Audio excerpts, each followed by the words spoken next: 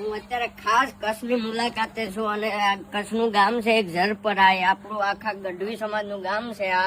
અને અહીંયા હું સ્પેશિયલ એટલા માટે આવ્યો કે ખારકના ઝાડ જોવા આવ્યો અને તમને બતાવવા આવ્યો કે ખારકની ખેતી આપણે કેવી રીતના કરી શકીએ, એનું ઉત્પાદન કેવી રીતના થાય, તો એ તમને ચલો બતાવું. અને અત્યારે હું જેના ખેતરમાં આવ્યું છે એ છે આપણે આ રામભાઈ અને આ છે ગોપાલભાઈ આપણા.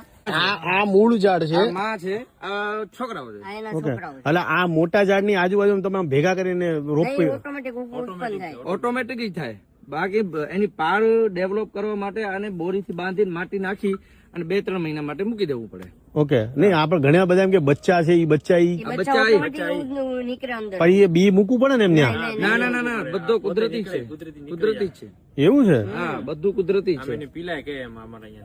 ખારક ને મતલબ કે માં કહેવાય, ફિમેલ, મતલબ એમાંથી આ બચ્ચા નીકળે આવી રીતના. ઓટોમેટિક જ નીકળે? હા, ઓટોમેટિક જ નીકળે. ઓકે. અને આમાંથી આ બચ્ચા નીકળે આવી રીતના. અને આને પછી આ લોકો કેવું કરે કે એને બાંધી દે, અંદર માટી નાખી દે, ને જ્યાં સુધી એની પાળ અલગ ન થાય ત્યાં સુધી એને એમને એમ રહેવા દે. જો આવી રીતના. પછી જયારે આમાં પાળ ફૂટે, આમાં ખોલીને જોઈએ કે ભાઈ આમાં હવે પાળ ફૂટી ગઈ છે, હવે વાવવા લાયક થઈ ગયું, ત્યારે આને અલગ પાડી અને અલગ જગ્યાએ વાવી દે. તો આવી રીતના આનું ઉત્પાદન થાય છે. જેમ કે આમાંથી કાઢીને અલગ કેવી રીતના વાવે ને તમને બતાવું. ચલો, અમે તમને ત્યાં બતાવ્યું કે આ બસલાની ખેતી કેવી રીતના થાય. તો આ એક ટાઈમે બસલું હતું, જયારે આમાં પાડું ફૂટી ગયું તો પછી એને અલગ પાડી અને અહીંયા વાવવામાં આવ્યું. એવી રીતના જ આ બીજું બસલું છે. 2 વર્ષ થઈ ગયા. આને 2 વર્ષ થઈ ગયા છે. અને આને વાવવાને આઈ થિંક 2 વર્ષ થઈ ગયા. બટ અહીંયા જો નાનું એવું બસલું નીકળ્યું છે અહીંયા આમાં. પાછા નીકળશે.